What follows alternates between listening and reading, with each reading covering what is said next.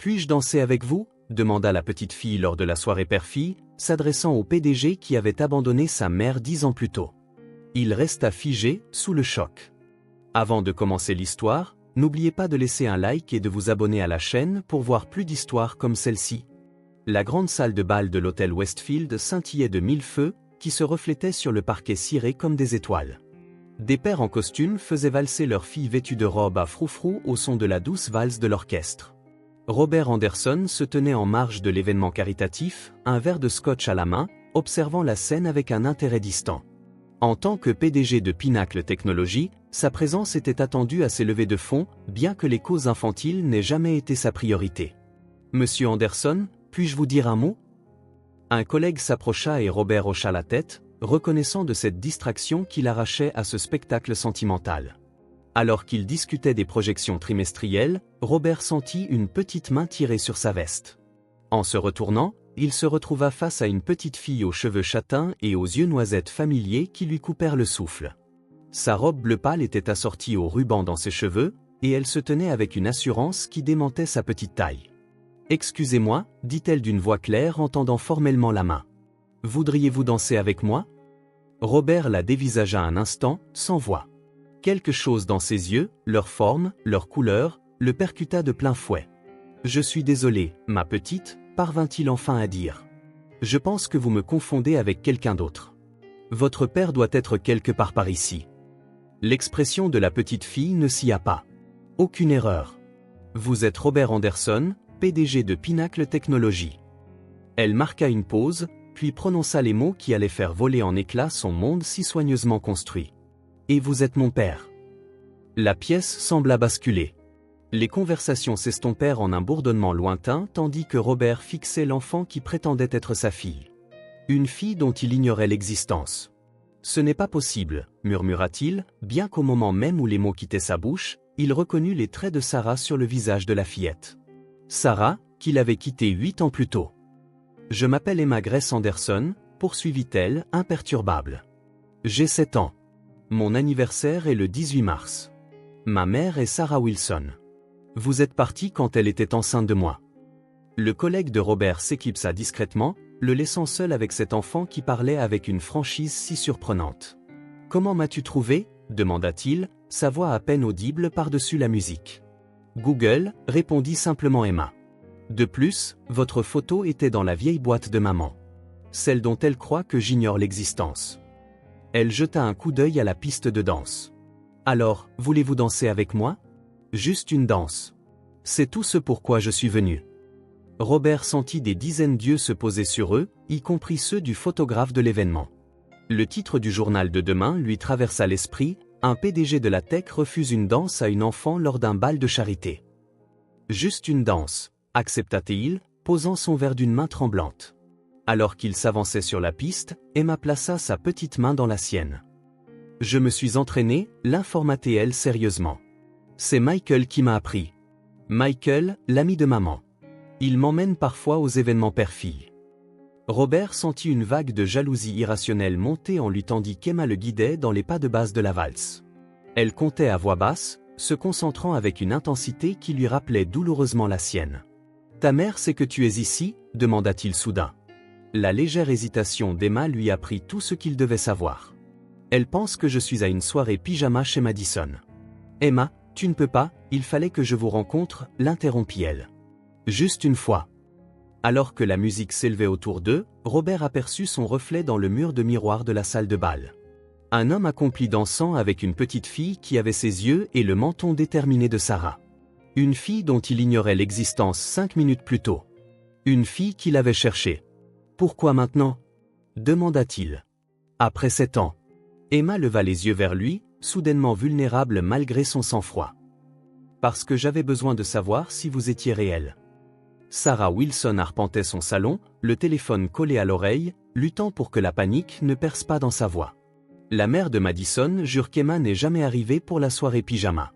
Elle pensait que nous avions annulé. Sa main libre serrait l'ours en peluche d'Emma, le seul point constant dans la vie de sa fille. « Je refais le tour du quartier en voiture, » répondit Michael Thompson, sa voix grave et posée malgré l'inquiétude évidente qu'elle trahissait. « As-tu vérifié son historique de recherche sur l'iPad ?» Sarah se figea. Attends. Elle se précipita dans la chambre d'Emma, ouvrit la tablette. L'historique de navigation avait été effacé, chose inhabituelle pour une fillette de 7 ans, mais la galerie de photos révéla des captures d'écran d'une page d'événements. Bal de charité annuel de l'hôpital pour enfants à l'hôtel Westfield. Oh, mon Dieu, murmura Sarah. Michael, je sais où elle est. À l'autre bout de la ville, l'orchestre termina sa valse. Robert guida Emma jusqu'au bord de la piste de danse, l'esprit en ébullition. L'enfant, son enfant, le regarda avec un air scrutateur qui semblait impossible pour quelqu'un de si jeune. Vous êtes plus grand que sur les photos, remarqua Emma. Et vous avez plus de cheveux gris maintenant. La main de Robert toucha inconsciemment sa tempe. 7 ans, ça vous change un homme. 8, le corrigea Emma. Vous êtes parti il y a 8 ans, avant ma naissance. Un serveur passa avec du cidre pétillant, et Emma attrapa adroitement 2 verres, en tendant à Robert avec une politesse bien apprise qui témoignait de l'éducation soignée de sa mère. Tu ne devrais pas être ici seul, dit Robert, acceptant le verre machinalement. Est-ce que quelqu'un sait où tu es? J'ai pris un Uber avec le compte de maman, expliqua Emma. Le chauffeur pensait que je venais retrouver mon père ici. Son sourire laissait entrevoir une pointe de malice, ce qui était vrai. Robert se sentit pris de vertige face à sa débrouillardise et à l'imprudence de son périple. Emma, je dois appeler ta mère. Pas tout de suite, plaida-t-elle. J'ai d'abord des questions. Des questions auxquelles je n'ai peut-être pas de réponse. Emma l'étudia, la tête penchée. Pourquoi avez-vous quitté maman quand elle vous a parlé de moi? La franchise de la question le frappa comme un coup. Robert regarda autour de lui, très conscient qu'ils étaient en public. C'est compliqué, Emma. Je suis intelligente pour mon âge. Tout le monde le dit. J'en suis sûr, mais ce n'est pas l'endroit. Vous ne vouliez pas de moi? Sa voix resta stable, mais ses petits doigts se resserrèrent sur le verre. Robert s'accroupit à son niveau, surpris lui-même par ce mouvement instinctif. Emma, je ne savais pas pour toi. La confusion traversa son visage. Mais maman a dit qu'elle vous avait dit qu'elle était enceinte et que vous êtes parti juste après. Les souvenirs affluèrent. Cette dernière dispute explosive dans leur appartement. Sarah, en larmes, annonçant sa grossesse au milieu des décombres de leur relation. Lui, partant en claquant la porte, convaincu qu'il s'agissait d'une tentative désespérée de sauver ce qui était déjà brisé. Je ne l'ai pas cru, admit-il, la vérité ayant un goût amer. Nous étions déjà en train de nous séparer, je pensais. Il laissa sa phrase en suspens, réalisant à quel point toute explication semblerait creuse. Emma digéra l'information. Alors, vous n'êtes pas parti à cause de moi? Vous pensiez juste que je n'étais pas réel? Quelque chose comme ça, répondit Robert, sentant toute l'insuffisance de sa réponse peser entre eux. L'expression d'Emma s'éclaira légèrement. C'est mieux que de savoir que vous êtes parti parce que vous ne vouliez pas de moi. Avant que Robert ne puisse répondre, une agitation à l'entrée attira son attention. Sarah se tenait sur le seuil, Michael à ses côtés, tous deux scrutant la foule frénétiquement. Même de loin, Robert reconnut le mélange de peur et de fureur sur le visage de son ex-femme. « C'est maman », murmura Emma, paraissant soudain son âge. Une enfant prise en faute. Elle va être tellement en colère. Avec raison, répondit Robert, se relevant et posant instinctivement une main protectrice sur l'épaule d'Emma. Le geste les surprit tous les deux. Sarah les repéra, son visage pâlissant. 8 ans s'évanouirent en un instant alors que leurs regards se croisèrent à travers la salle bondée. « Tu devrais aller la voir, dit Robert doucement. Rien de tout cela n'aurait dû se passer ainsi. » Emma leva les yeux vers lui, soudain pressante. « Est-ce que je vous reverrai ?» Avant qu'il ne puisse répondre, Sarah se frayait un chemin à travers la foule vers eux, son expression un tourbillon d'émotions que Robert ne connaissait que trop bien. « Je ne sais pas, répondit-il honnêtement. Mais merci pour la danse. »« Emma, à quoi pensais-tu » La voix de Sarah se brisa sous la tension de devoir garder son sang-froid dans le couloir de l'hôtel. « Comprends-tu à quel point c'était dangereux ? Prendre un Uber seul, disparaître sans prévenir personne ?» Emma se tenait la tête baissée, mais sa posture restait droite. « Je voulais juste le rencontrer. Tu aurais pu ?» Sarah s'interrompit, incapable de verbaliser les horreurs que son esprit avait imaginées pendant sa recherche effrénée. Elle s'accroupit, saisissant les épaules d'Emma. « Promets-moi que tu ne feras plus jamais rien de tel, je te le promets, » murmura Emma, les larmes montant enfin. « Je suis désolée de t'avoir fait peur. » Michael se tenait en retrait, leur laissant de l'espace tout en gardant un œil vigilant sur l'entrée de la salle de bal où Robert Anderson était resté, observant les retrouvailles familiales à distance. Sarah serra fort Emma dans ses bras, puis se releva. « Attends ici avec Michael. J'ai besoin de dire un mot, et ton père. » Alors que Sarah s'approchait, Robert ajusta sa cravate dans un geste inconscient de protection. 8 ans lui avaient été cléments, nota-t-il. La petite amie de fac, devenue sa femme, se déplaçait maintenant avec une grâce assurée qui parlait d'une force durement acquise. « Sarah, salua-t-il, sa voix soigneusement neutre. « Comment oses-tu » siffla-t-elle, s'arrêtant juste devant lui. « Comment oses-tu danser avec elle, lui parler, sans m'appeler immédiatement ?» Elle ne m'a abordé qu'il y a un quart d'heure, se défendit Robert. J'essayais de digérer le fait que j'ai apparemment une fille de 7 ans dont j'ignorais l'existence. Les yeux de Sarah brillèrent dangereusement. « N'ose pas prétendre que tu ne savais pas. Je t'ai dit que j'étais enceinte ce soir-là. Et je ne t'ai pas cru, rétorqua-t-il. C'était déjà fini entre nous, Sarah. J'ai pensé que c'était une tentative désespérée de quoi? De piéger le grand Robert Anderson? » Un rire amer lui échappa. « J'ai essayé de t'appeler pendant des semaines après. Ton numéro avait changé. Ton assistante me bloquait. Ton avocat m'a remis des papiers de divorce qui ne faisaient aucune mention d'un enfant. » La certitude de Robert vacilla. Je leur avais donné pour instruction de tout gérer. J'ouvrais le bureau de Singapour. Toujours le voyage d'affaires bien pratique. La voix de Sarah était chargée d'une amertume ancienne. Elle a tes yeux, Robert, et ta tache de naissance sur l'épaule. Un simple test ADN aurait tout confirmé. Le poids de 8 années d'absence s'abattit sur lui. Je ne savais pas, répéta-t-il, bien que l'excuse sonna creux même à ses propres oreilles. Eh bien, maintenant tu sais, répondit Sarah. Alors, la suite dépend de toi. Tu peux disparaître à nouveau. Tu es doué pour ça. Ou, l'incita-t-il quand elle ne continua pas. Sarah regarda en arrière vers Emma, qui montrait quelque chose à Michael sur son petit sac perlé, ses gestes animaient un miroir des manières de Robert pendant ses présentations commerciales. Ou tu peux être son père, termina Sarah doucement. Mais comprends bien ceci, si tu choisis d'être dans sa vie, ce n'est pas occasionnel. Ce n'est pas quand ça t'arrange entre 2 réunions du conseil d'administration. C'est les spectacles de danse et les expos-sciences, et être là quand elle fait des cauchemars. Robert sentit les fondations de sa vie si soigneusement organisées vaciller. J'ai besoin de temps pour réfléchir. Prends tout le temps dont tu as besoin, répondit Sarah avec une indifférence bien rodée. On s'en est sorti 7 ans sans toi. On s'en sortira encore. Elle se tourna pour partir, puis s'arrêta. Elle a fait des recherches sur toi pendant des mois, tu sais. Elle a économisé son argent de poche pour acheter le billet de cet événement, s'est entraînée à danser avec Michael pendant des semaines. Sa voix s'adoucit légèrement. Quoi que tu décides, souviens-toi que c'est elle qui t'a trouvé, pas l'inverse. Alors que Sarah retournait vers Emma et Michael, Robert l'appela. Comment puis-je vous contacter si je... Emma t'a laissé quelque chose, répondit Sarah sans se retourner. Regarde dans ta poche. Perplexe, Robert fouilla dans la poche de sa veste et y trouva une étoile en papier plié. En la dépliant soigneusement, il découvrit un numéro de téléphone écrit d'une écriture d'enfant appliquée, et en dessous, c'est le numéro de maman. Appelle si tu veux être mon papa. Emma G. Anderson, ta fille. Robert était assis dans son pantouse vide. L'étoile en papier était dépliée devant lui sur la table basse en verre. 3 jours s'étaient écoulés depuis le bal de charité. 3 jours de réunions distraites et de nuits blanches. Son assistante de direction l'avait remarqué, réorganisant diplomatiquement son emploi du temps pour s'adapter à son inhabituelle distraction. Les résultats du test ADN reposaient à côté de l'étoile, obtenus en urgence par un laboratoire privé à un coût considérable. Probabilité de paternité de 99,99%.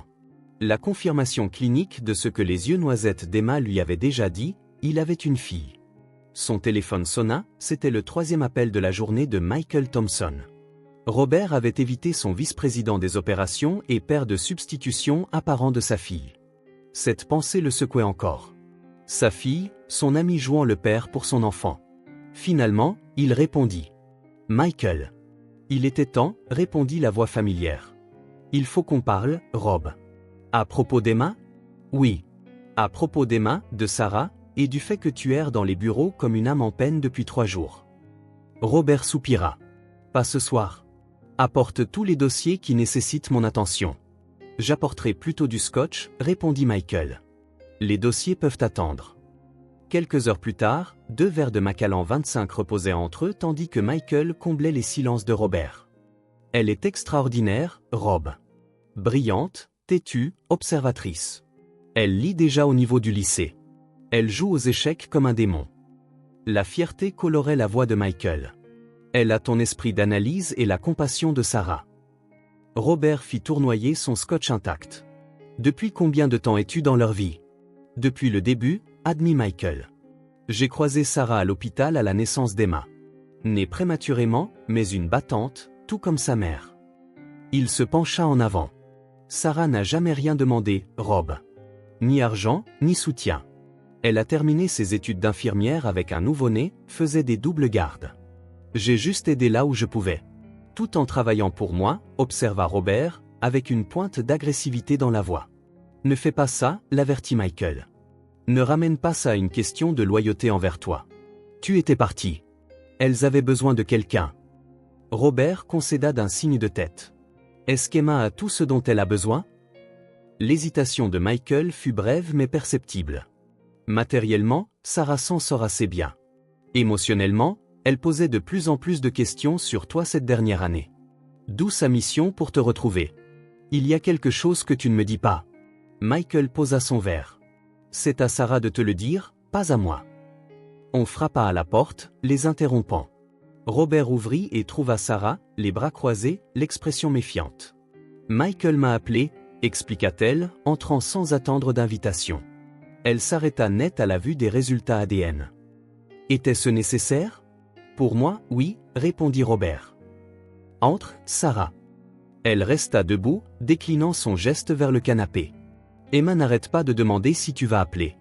J'étais en train de digérer l'information, dit-il, conscient de la froideur de sa réponse. Eh bien, digère plus vite, lança Sarah. Elle a 7 ans. Elle pense que ton silence signifie qu'elle a fait quelque chose de mal en te trouvant. La culpabilité l'envahit. Ce n'est pas ce que, les intentions importent peu aux enfants, Robert. Les actes, si. Michael se leva, prenant son manteau. Je devrais y aller. Reste, dirent Sarah et Robert simultanément, puis échangèrent un regard surpris. Robert doit tout entendre, continua Sarah. Et je préfère ne le dire qu'une seule fois. La gravité de son ton le glaça. Qu'y a-t-il? Qu'est-ce qui ne va pas avec Emma? Sarah s'assit sur le bord du canapé. Emma a une maladie sanguine rare. L'anémie de Blackfan-Diamond. Sa moelle osseuse ne produit pas assez de globules rouges. La terminologie médicale frappa Robert comme des coups. Est-ce que ça se traite? Elle a des transfusions mensuelles, prend des médicaments tous les jours, mais son corps devient résistant. Le ton clinique de Sarah ne pouvait cacher sa peur. Elle a besoin d'une greffe de moelle osseuse. Je ne suis pas compatible. Michael non plus. La compréhension se fit jour avec une terrible clarté. C'est pour ça qu'elle m'a cherché maintenant. Les yeux de Sarah brillèrent. Non. Emma n'a aucune idée que je suis ici ce soir. Elle t'a trouvé parce qu'elle a voulu connaître son père toute sa vie. Sa voix se brisa. Mais oui, nous devons vérifier si tu es compatible. Ça pourrait lui sauver la vie. Robert fixa l'étoile de papier, ses bords usés à force de la manipuler. Quand? Le spécialiste peut te voir demain, intervint Michael. J'ai déjà libéré ton emploi du temps. Robert regarda son ex-femme et son ami, unis dans leur inquiétude pour une enfant qu'il venait de découvrir. Une enfant qui avait besoin de lui d'une manière qu'il n'aurait jamais pu imaginer.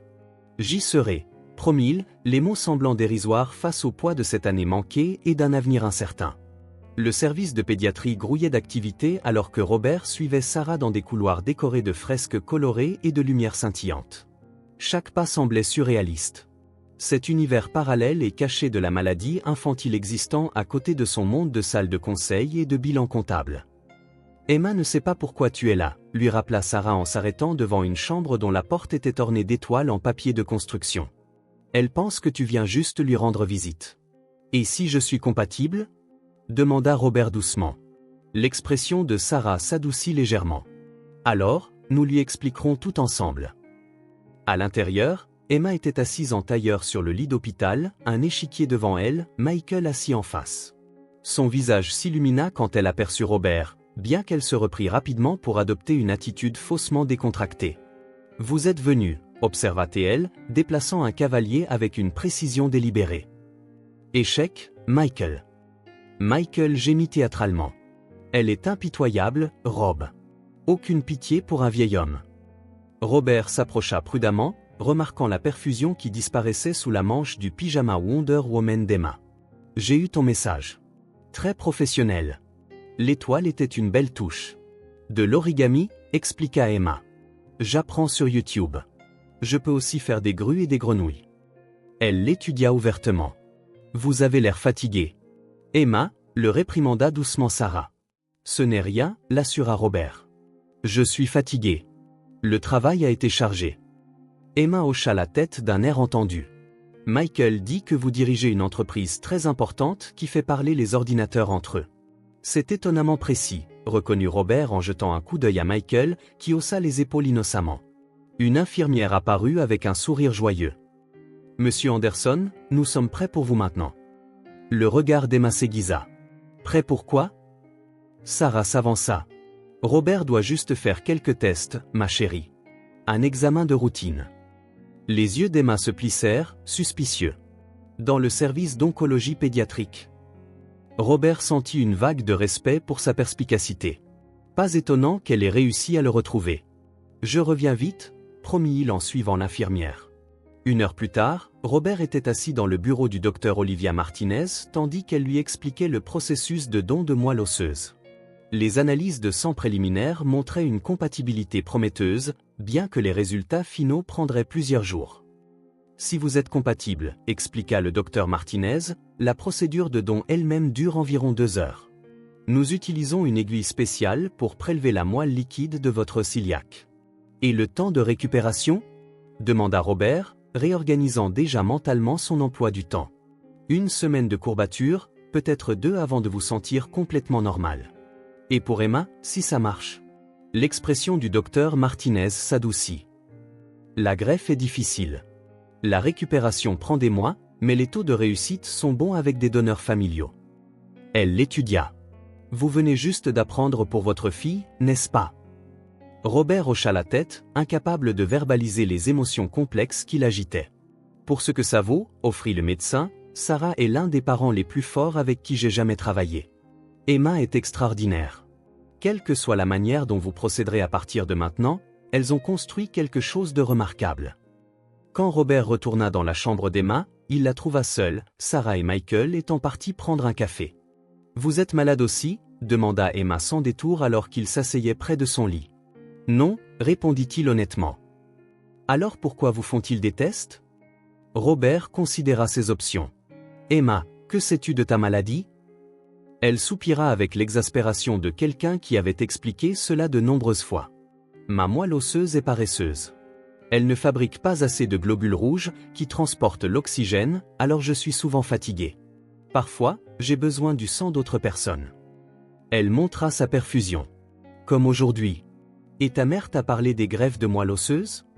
Emma se figea. « C'est pour quand les médicaments ne fonctionnent plus aussi bien. » Ses yeux s'écarquillèrent. On vous teste pour voir si vous pouvez me donner votre moelle osseuse.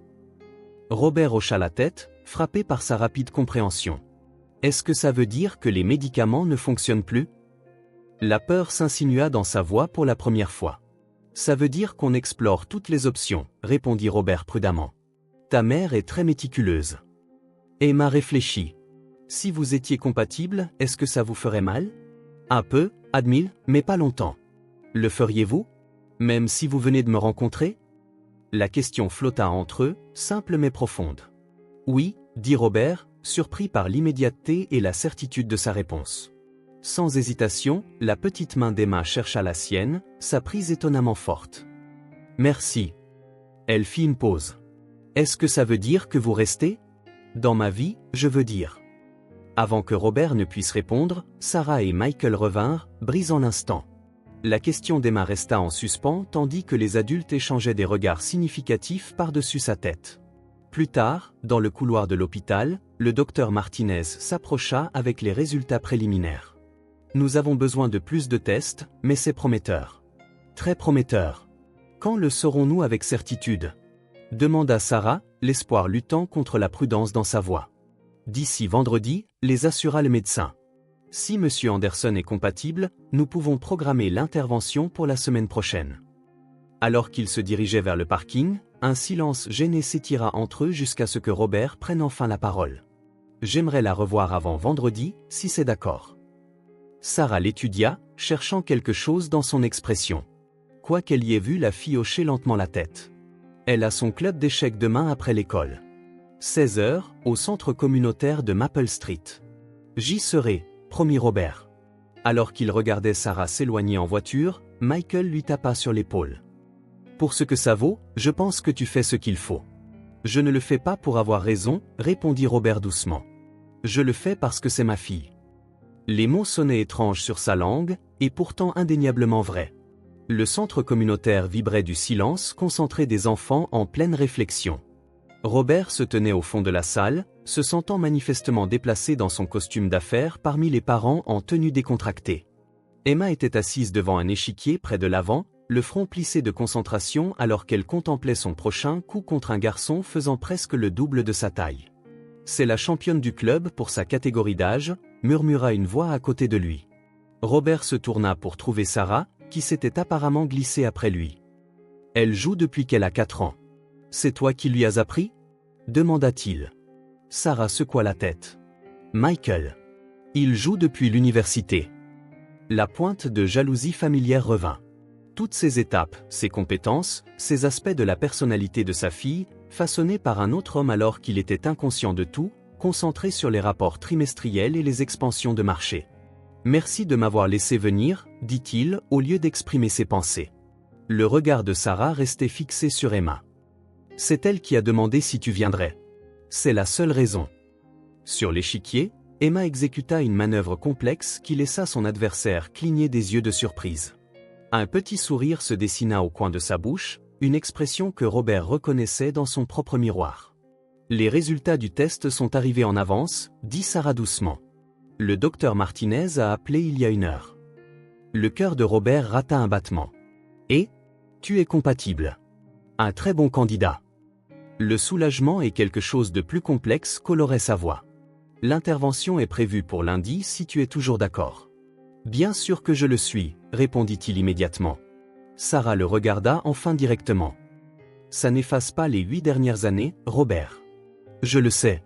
Mais, continua-t-elle, sa voix s'adoucissant légèrement, ça change les choses. Pour le bien d'Emma, nous devons établir une sorte de relation. Une coparentalité, je suppose. Le terme semblait à la fois étranger et juste. J'aimerais ça, dit Robert prudemment. Je sais que j'ai beaucoup à apprendre. Le rire de Sarah contenait peu d'humour. Tu n'as pas idée.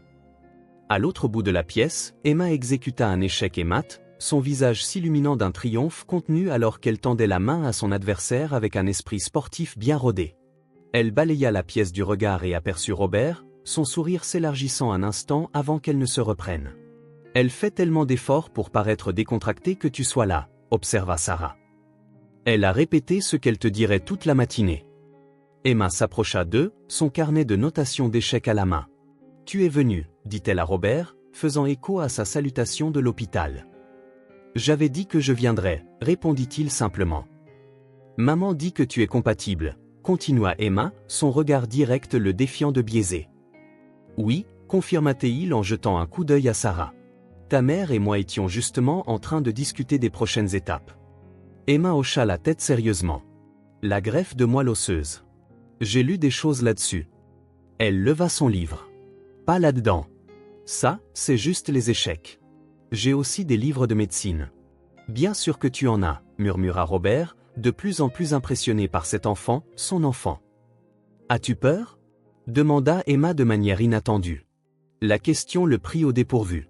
De l'intervention, d'être mon père, précisa-t-elle, sa voix neutre malgré le poids de ses mots. Sarah inspira brusquement à côté de lui, mais resta silencieuse, le laissant répondre. Oui, admit Robert en s'accroupissant au niveau d'Emma. J'ai peur. J'ai manqué 7 ans de ta vie. Je ne connais pas ta couleur préférée, ni ton livre préféré, ni ce qui te fait rire. J'ai peur de te décevoir. Emma considéra cela avec un sérieux qui démentait son âge. Violet. Le fantôme du péage. Et les blagues de papa de Michael, même si je fais semblant qu'elles ne sont pas drôles. Elle marqua une pause. Tout le monde a peur de décevoir les gens qu'on aime. C'est normal. Sa simple sagesse le laissa momentanément sans voix. J'ai un spectacle de danse vendredi prochain, continua-t-elle pragmatiquement. Tu seras encore en convalescence, mais tu pourrais venir en fauteuil roulant si tu voulais. Maman dit que c'est important de continuer à faire des choses normales pendant le traitement. L'invitation décontractée, sa façon d'étendre la normalité pour l'Y inclure, lui parut monumentale. J'aimerais beaucoup ça, parvint-il à dire. Emma hocha la tête, satisfaite. Bien. Je joue le sorcier dans notre danse. J'ai une cape violette. Elle se tourna alors que son entraîneur d'échecs rappelait le groupe pour la remise des prix. Je dois aller chercher mon trophée.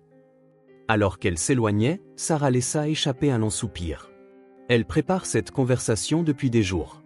Elle est remarquable, dit Robert, en regardant Emma accepter un petit trophée avec une dignité qui dépassait son âge. Oui, elle l'est, acquiesça Sarah. Et maintenant, tu as une chance de la connaître. Ne la gâche pas, Robert. Il se tourna pour faire face à son ex-femme.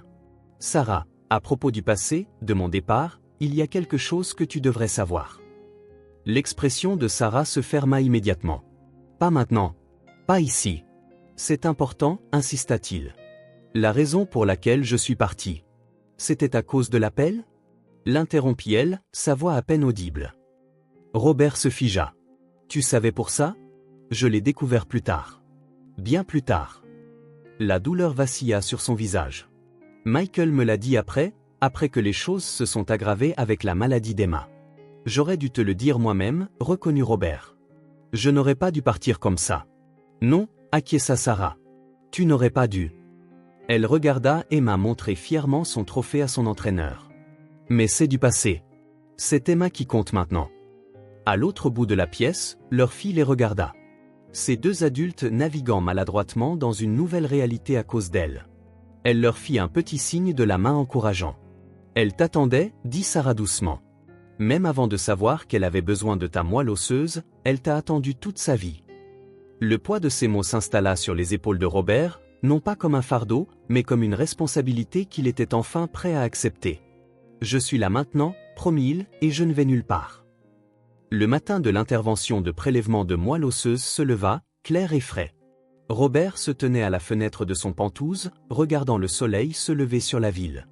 Dans 3 heures, les médecins prélèveraient la moelle qui pourrait sauver la vie de sa fille. La pensée semblait encore surréaliste. Sa fille, qu'il connaissait depuis moins de 2 semaines. Son téléphone vibra avec un SMS d'Emma. Bonne chance aujourd'hui. N'aie pas peur. Les docteurs sont très gentils. Le simple message, envoyé depuis le téléphone de Sarah, lui noua la gorge. Une enfant réconfortant un adulte. Sa façon d'établir une connexion en ce jour mémorable. Michael arriva pour le conduire à l'hôpital. Nerveux, demanda-t-il alors qu'il naviguait dans le trafic matinal. À propos de l'intervention ? Non, répondit Robert. À propos de tout ce qui vient après. Absolument. Un jour à la fois, conseilla Michael. C'est comme ça que Sarah a tout géré depuis le diagnostic d'Emma. Robert hocha la tête, puis posa la question qui le hantait. Pourquoi ne m'as-tu rien dit plus tôt à propos d'Emma ? Tu savais depuis le début. Les mains de Michael se resserrèrent sur le volant. Sarah m'a fait promettre de ne pas le faire. Et après ce qui s'est passé avec ton père, tu savais que je serais revenu si j'avais su la vérité. Vraiment ? Le défia Michael. Tu étais en train de construire un empire, Rob.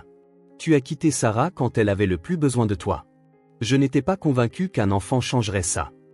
L'hôpital se dressa devant eux, mettant fin à leur conversation alors qu'ils entraient dans le parking. À l'intérieur, Emma attendait dans un fauteuil roulant, sa petite silhouette éclipsée par l'équipement hospitalier. Son visage s'illumina en apercevant Robert, bien que la fatigue assombrît ses yeux. « Tu es venu », dit-elle, sa salutation habituelle qui portait maintenant des couches de sens entre eux. « Bien sûr », répondit Robert en s'agenouillant à côté de son fauteuil roulant. « Je l'avais promis. » Le docteur Martinez s'approcha avec une efficacité chaleureuse. « Bonjour, monsieur Anderson. Nous avons tout préparé. Emma voulait vous voir avant que vous n'alliez tous les deux pour vos interventions. Je peux demander quelque chose d'abord ? » Emma regarda Robert et Sarah, qui se tenaient à proximité d'un air protecteur. « Tout ce que tu veux, l'assura Sarah. Après que tout ça soit fini, et si ça marche? Emma hésita. Est-ce qu'on sera une vraie famille? Genre, avec Robert qui viendrait les week-ends et tout? La question flotta dans l'air, lourde d'espoir et de complexité. Robert croisa le regard de Sarah par-dessus la tête d'Emma, une conversation silencieuse passant entre eux. Le passé ne pouvait être effacé, mais peut-être l'avenir pouvait-il être réécrit. Oui, répondit fermement Robert. On trouvera une solution ensemble, nous tous. Le petit hochement de tête de Sarah confirma la promesse. Michael recula légèrement, son rôle dans cette nouvelle configuration incertain, mais son soutien inébranlable. Emma sourit, satisfaite. Bien. Parce que j'ai déjà dit à Madison que tu venais à la journée des carrières le mois prochain. Robert rit, surpris. Ah oui? Les PDG de la tech, c'est très impressionnant, l'informa solennellement Emma. Bien plus cool que le père de Madison, qui vend des assurances. La tension se brisa alors qu'ils riaient tous, momentanément unis par la planification pragmatique de cet enfant extraordinaire pour un avenir pour lequel elle se battait. Alors que les brancardiers arrivaient pour les emmener dans des salles d'opération séparées, Emma attrapa la main de Robert. « On se revoit de l'autre côté », dit-elle, reprenant une phrase qu'elle avait clairement tirée de série médicale. « Compte là-dessus », promit Robert, serrant doucement ses petits doigts avant de lâcher prise. Quelques heures plus tard, groggy par l'anesthésie et endolori par le site d'extraction, Robert se réveilla et trouva Sarah assise à côté de son lit de réveil. « Tout s'est parfaitement déroulé », dit-elle avant qu'il ne puisse demander. « Ils sont en train de greffer la moelle maintenant. Emma va bien. » Le soulagement l'envahit. « Merci de m'avoir laissé faire ça, de m'avoir laissé faire partie de sa vie. » L'expression de Sarah s'adoucit. « C'est elle qui t'a choisi, Robert. Je ne fais que suivre son exemple. » Elle marqua une pause. D'ailleurs, certaines choses sont destinées à arriver, même si elles prennent des détours en cours de route. 6 semaines après la greffe, Emma était assise en tailleur sur son lit d'hôpital, un échiquier entre elle et Robert. Dehors, l'automne peignait Central Park de couleurs flamboyantes, visibles depuis la fenêtre de sa chambre. Ses cheveux repoussaient en mèches fines, un effet secondaire des médicaments anti-rejet. « Échec », annonça TL, déplaçant son fou avec une précision soignée. Robert étudia l'échiquier, impressionné. « Tu t'es entraîné.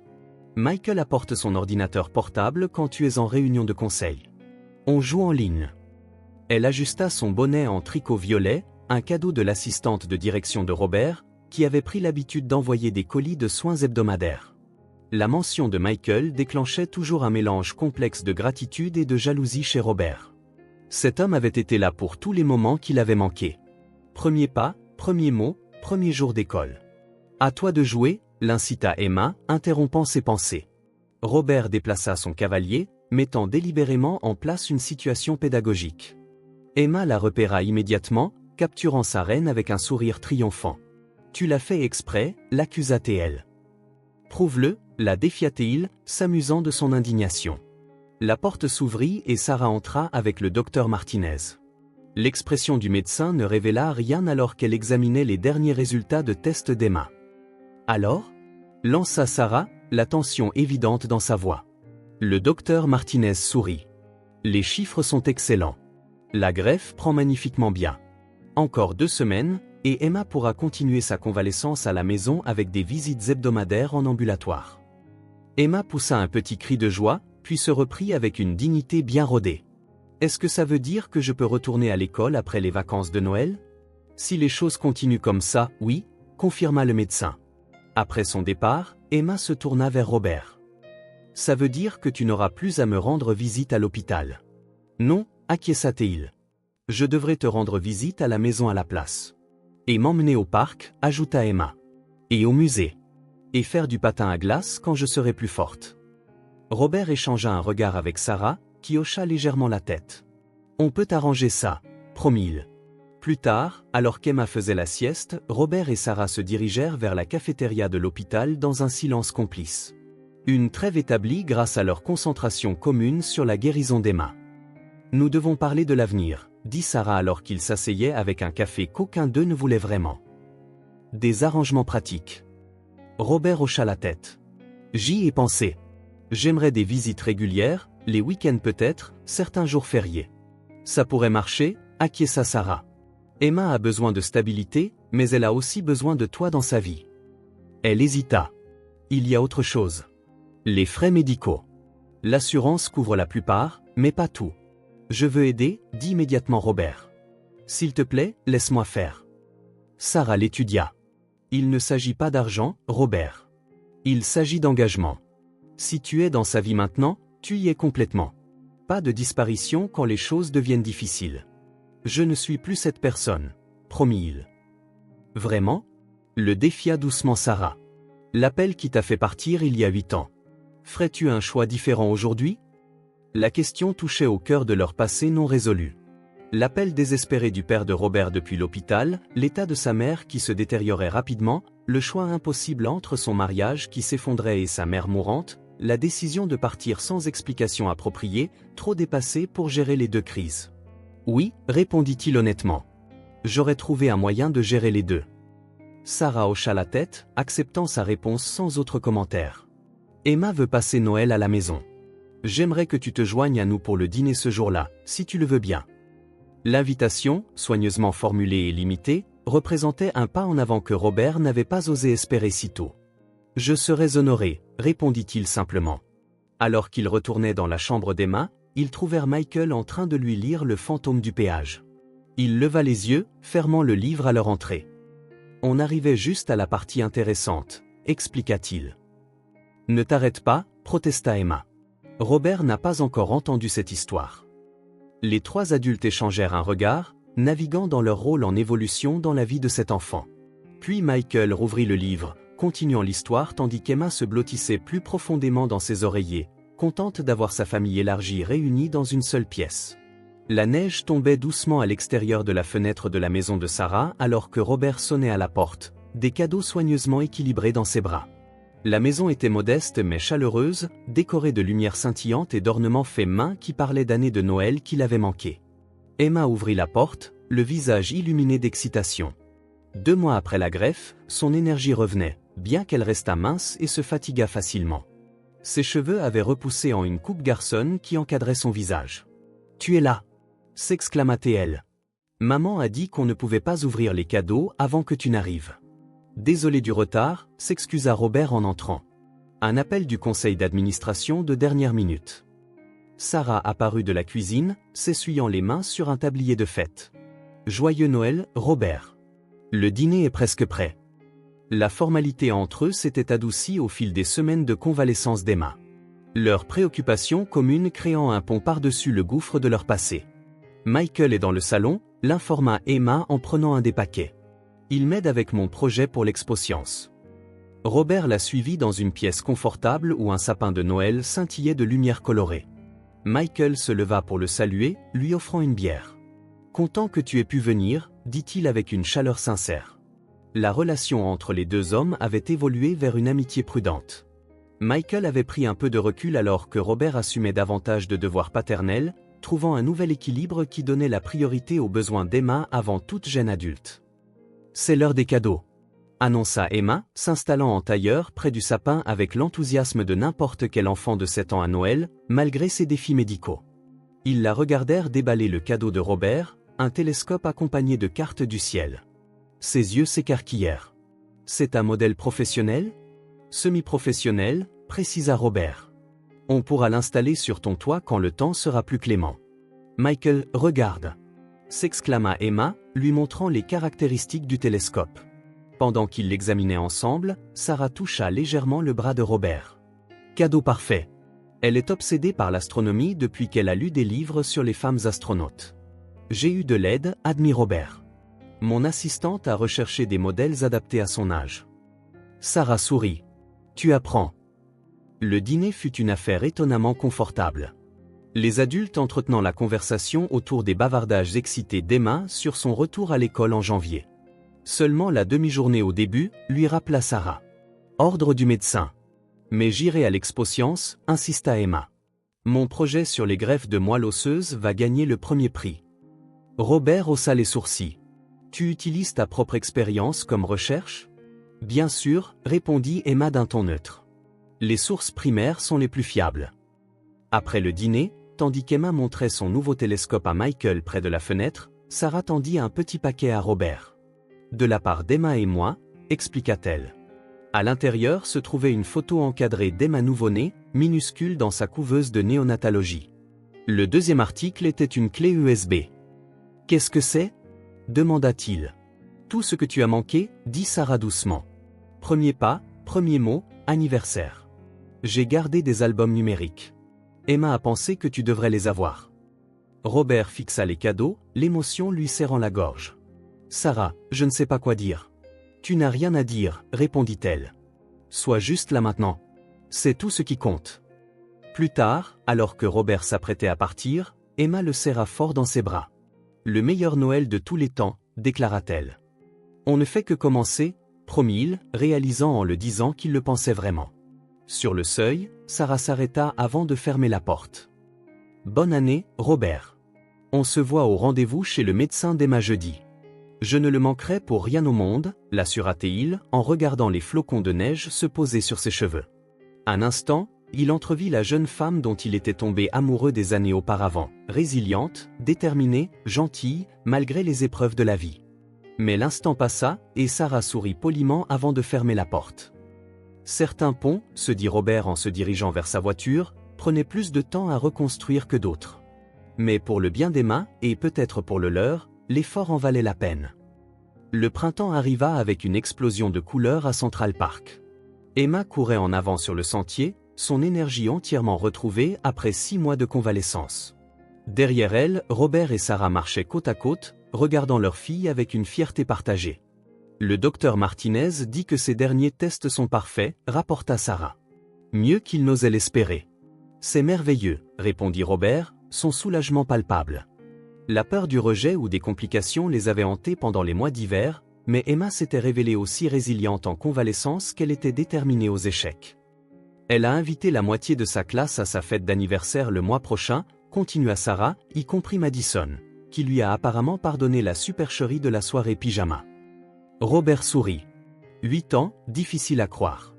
Essaie de vivre les 8, dit Sarah, mais son ton ne contenait plus d'amertume. Ils avaient établi une routine au fil des mois. Robert prenait Emma un week-end sur 2 et les mercredis soirs. Il avait acheté un appartement à 10 minutes de chez Sarah, transformant la deuxième chambre en un espace qui reflétait les intérêts évolutifs d'Emma, l'astronomie, les échecs et plus récemment, la programmation informatique. Je voulais te demander, s'aventura Robert. À propos de Michael.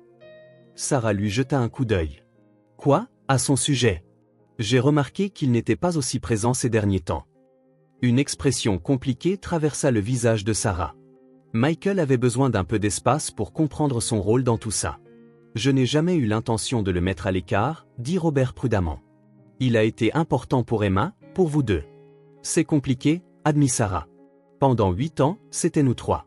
Maintenant, c'est différent. Devant eux, Emma s'était arrêtée pour examiner un papillon posé sur un buisson en fleurs. La lumière du printemps attrapait ses cheveux, maintenant coupés en un carré qui bouclait légèrement à son menton.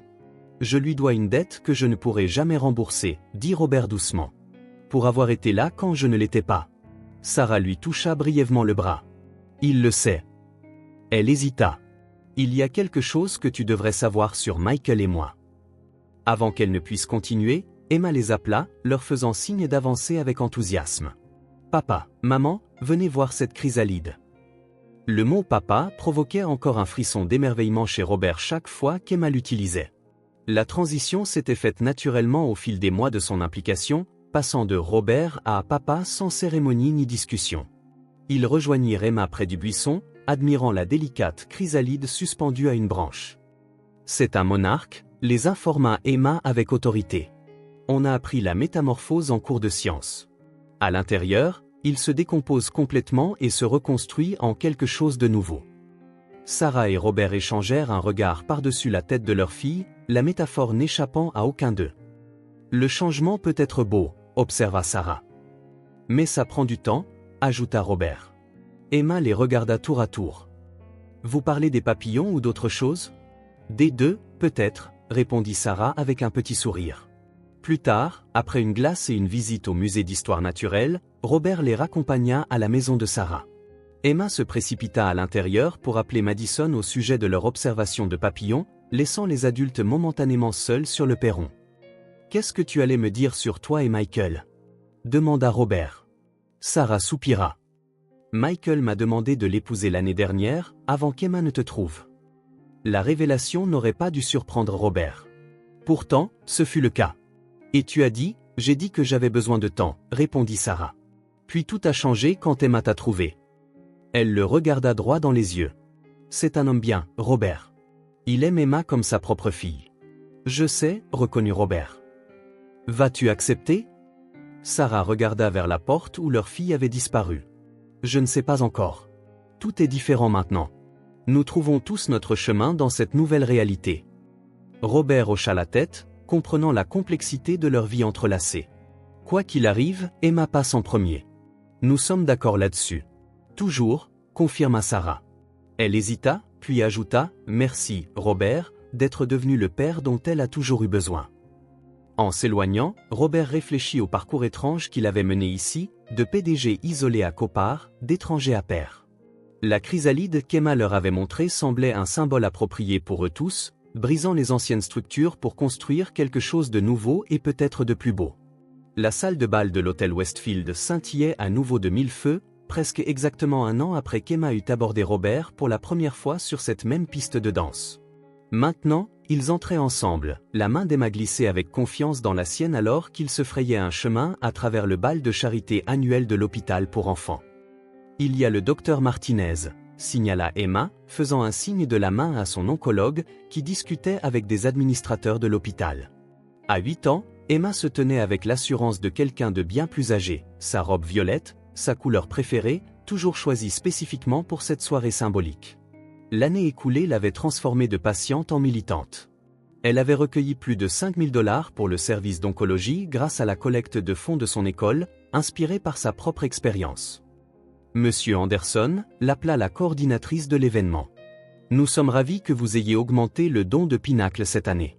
La nouvelle aile pour enfants fera une telle différence. » C'était la moindre des choses, répondit Robert, et il le pensait. L'année écoulée avait radicalement changé ses priorités. Il avait restructuré son emploi du temps, délégué plus de responsabilités à son équipe de direction et concentré la fondation caritative de Pinacle sur la recherche médicale pédiatrique. En circulant dans la foule, Robert remarqua Michael qui entrait avec Sarah. Bien qu'initialement gênante, la présence de Michael aux événements familiaux s'était progressivement normalisée à mesure qu'ils s'adaptaient tous à leur nouvelle dynamique. Il avait accepté un poste à la tête de la fondation caritative de Pinacle, faisant le lien entre ses rôles dans la vie de Robert et d'Emma. L'orchestre commença à jouer une valse, la même qui jouait quand Emma avait abordé Robert pour la première fois avec sa question qui allait changer sa vie. « M'accordez-vous cette danse ?» demanda Emma formellement, tendant la main exactement comme elle l'avait fait un an auparavant. « Je serais honoré, » répondit Robert, la conduisant sur la piste de danse. Emma n'avait plus besoin de compter les pas à voix basse. Ils se déplaçaient avec une aisance bien rodée, ayant pris des cours de danse per-fille ensemble pendant des mois en préparation de cette soirée. « Tu te souviens quand je t'ai surpris ici l'année dernière ?» demanda Emma en levant les yeux vers lui. « Comment pourrais-je l'oublier ? Tu as bouleversé toute ma vie. Pour le meilleur, n'est-ce pas ?» l'incita-t-elle avec un sourire. « Infiniment meilleur », l'assura-t-il. À l'autre bout de la pièce, Sarah les regardait, Michael à ses côtés. Robert croisa son regard et elle sourit, un sourire sincère qui reconnaissait le chemin qu'ils avaient tous parcouru. Plus tard, alors qu'Emma discutait avec le docteur Martinez de ses dernières idées de collecte de fonds, Sarah rejoignit Robert près de la table des rafraîchissements. « Elle a une assurance remarquable », observa Sarah. « Difficile de croire que c'est la même fille qui s'est faufilée dehors pour retrouver son père il y a un an. »« Elle tient ça de toi », répondit Robert. « La détermination, le courage. » Sarah accepta le compliment d'un signe de tête. « Nous avons fait une personne assez remarquable entre nous, n'est-ce pas ?» En effet, acquiesça Robert. « À propos de la demande en mariage de Michael. »« Je l'ai refusée, dit-elle doucement. Le mois dernier. » La surprise de Robert dut se lire sur son visage. « Pas à cause de toi, » précisa rapidement Sarah. « Parce que j'ai réalisé que je me suis définie comme la mère d'Emma pendant si longtemps que j'ai perdu de vue qui est Sarah. » Et alors qu'elle regardait vers Michael, qui riait maintenant avec Emma, il comprit. « Nous sommes toujours amis. »« Et tu vas bien ?» demanda Robert. Sarah sourit. « Je retourne à l'école. » un programme d'infirmière praticienne. Quelque chose que je voulais faire depuis le diagnostic d'Emma. C'est merveilleux, dit sincèrement Robert. Tu seras excellente. La maladie d'Emma nous a tous changés, observa Sarah. Nous a fait réévaluer ce qui compte. Robert hocha la tête, regardant leur fille montrer un pas de danse à Michael. Je ne t'ai jamais remercié correctement de m'avoir laissé faire partie de sa vie, après tout. Tu es son père, dit simplement Sarah. Ça n'a jamais changé, même quand tu étais absent.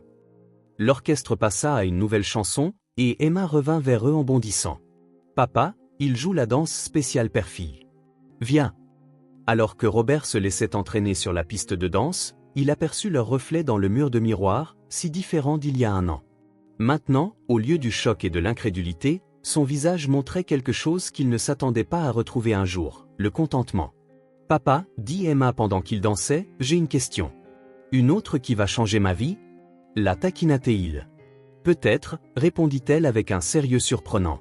Penses-tu que maman et toi vous remettrez un jour ensemble? En couple, je veux dire. La question le prit au dépourvu. Qu'est-ce qui te fait demander ça? Emma haussa les épaules avec une décontraction feinte. Les parents de Madison ont divorcé puis se sont remariés. Elle dit que ça arrive parfois. Robert réfléchit soigneusement à sa réponse. Ta mère et moi tenons l'un à l'autre parce que nous t'aimons tous les deux. Mais parfois, les gens sont de meilleurs amis et coparents qu'un couple.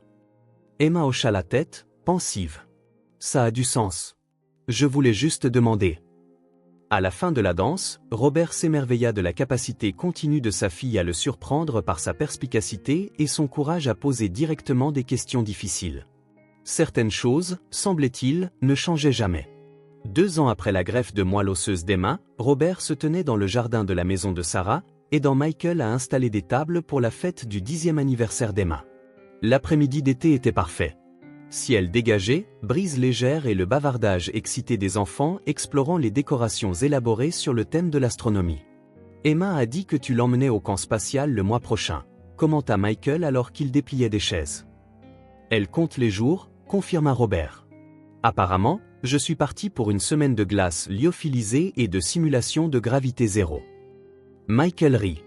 Mieux vaut toi que moi. J'ai fait mon temps au camp scientifique l'été dernier. Leur relation avait évolué vers une véritable amitié, la gêne initiale laissant place à un respect mutuel et à un engagement partagé pour le bonheur d'Emma. À l'intérieur de la maison, Emma dirigeait les opérations avec une précision caractéristique, indiquant à ses amis où placer les cadeaux et quelles activités venaient en premier. À 10 ans, elle conservait la franchise qui l'avait initialement conduite à aborder Robert, maintenant canalisé dans des rôles de leader à l'école et son plaidoyer continu pour les enfants atteints de cancer. Sarah sortit de la cuisine portant un gâteau spectaculaire en forme de système solaire, ses blouses d'infirmière troquées contre une robe d'été. Le programme d'infirmière praticienne avait été exigeant mais épanouissant, et elle avait récemment accepté un poste dans le même hôpital où Emma avait été traitée. L'invité d'honneur demande votre présence pour le gâteau, informa-t-elle Robert et Michael. Quelque chose à propos de la signification astronomique de ce moment précis. Ils se rassemblèrent autour d'Emma alors qu'elle expliquait l'alignement parfait de Jupiter et Saturne visible cette nuit-là, la raison pour laquelle elle avait insisté pour une fête en soirée malgré les inquiétudes de Sarah concernant des enfants surexcités par le sucre après l'heure du coucher. Fais un vœu, astronome en herbe, encouragea Robert alors qu'Emma se préparait à souffler ses bougies. Je n'en ai pas besoin, répondit-elle avec un sourire qui illumina tout son visage. J'ai déjà eu ce que je souhaitais. Plus tard, après que la fête se soit calmée et que les derniers invités soient partis, ils étaient tous les 4, Robert, Sarah, Michael et Emma, assis sur la terrasse arrière, regardant les étoiles apparaître dans le ciel qui s'assombrissait. Laquelle est Jupiter déjà? Demanda Michael en plissant les yeux vers le haut. Emma pointa du doigt avec une patience exagérée. La brillante à gauche de la Lune. Saturne est plus faible, juste à côté. Robert regarda l'explication animée de sa fille sur la mécanique céleste, s'émerveillant de la façon dont son combat pour la santé s'était transformé en une passion pour la compréhension de l'univers. L'enfant effrayé sur le lit d'hôpital semblait lointaine maintenant, remplacé par cette personne vibrante et curieuse à l'aube de l'adolescence. « J'ai quelque chose pour toi », dit-il quand Emma s'arrêta pour reprendre son souffle. « Un cadeau d'anniversaire en avance. » Il lui tendit une petite enveloppe. À l'intérieur se trouvait une lettre confirmant un don à l'hôpital pour enfants au nom d'Emma, finançant une nouvelle initiative de recherche pédiatrique axée sur les maladies sanguines rares. Il l'appelle la bourse Emma Anderson, expliqua-t-il. Pour soutenir les jeunes chercheurs travaillant sur des traitements comme celui qui t'a aidé. Les yeux d'Emma s'écarquillèrent. Vraiment? Des scientifiques vont faire des recherches à cause de moi? À cause de toi, confirma Robert. Ton courage a inspiré beaucoup de gens, Emma. Y compris moi. Elle se jeta dans ses bras avec une affection spontanée qui le surprenait encore parfois. Merci, papa. Les yeux de Sarah rencontrèrent ceux de Robert par-dessus la tête de leur fille, partageant un moment de reconnaissance silencieuse du chemin qu'ils avaient tous parcouru. Alors qu'Emma se précipitait à l'intérieur pour montrer à Michael ses dernières modifications de télescope, Sarah vint s'asseoir à côté de Robert. « Tu sais ce que c'est aujourd'hui, à part son anniversaire ?» demanda-t-elle. Robert hocha la tête. 3 ans qu'elle m'a trouvé au bal de charité. La meilleure chose qui nous soit jamais arrivée à tous, dit doucement Sarah, même si je ne l'aurais pas cru à l'époque. La vie a une façon de nous surprendre, acquiesça Robert. Ils restèrent assis dans un silence complice, regardant les étoiles briller contre le bleu qui s'assombrissait. Les 3 dernières années avaient apporté des défis, des ajustements et des faux pas inévitables alors qu'ils apprenaient à être coparents. Mais à travers tout cela, Emma s'était épanouie physiquement, émotionnellement, scolairement, entourée de 3 adultes qui plaçaient son bien-être au-dessus de leurs propres histoires compliquées. Elle m'a demandé hier si on lui raconterait un jour toute l'histoire, commenta Sarah. Pourquoi tu es parti, tout ce qui s'est passé avant sa naissance. Et que lui as-tu dit? Que quand elle sera plus grande, nous lui expliquerons tout ensemble. Sarah lui jeta un coup d'œil. Elle mérite toute la vérité, un jour. Robert hocha la tête. Quand elle sera prête. Il marqua une pause. Te demandes-tu parfois à quel point les choses auraient pu être différentes si j'étais resté? Si j'avais su pour elle depuis le début? Sarah y réfléchit. Parfois. Mais alors nous ne serions pas qui nous sommes maintenant. Et je pense que qui nous sommes maintenant est exactement ce dont Emma a besoin que nous soyons. À l'intérieur, le rire d'Emma retentit alors qu'elle montrait quelque chose à Michael sur son ordinateur. Probablement l'itinéraire du camp spatial qu'elle avait méticuleusement planifié.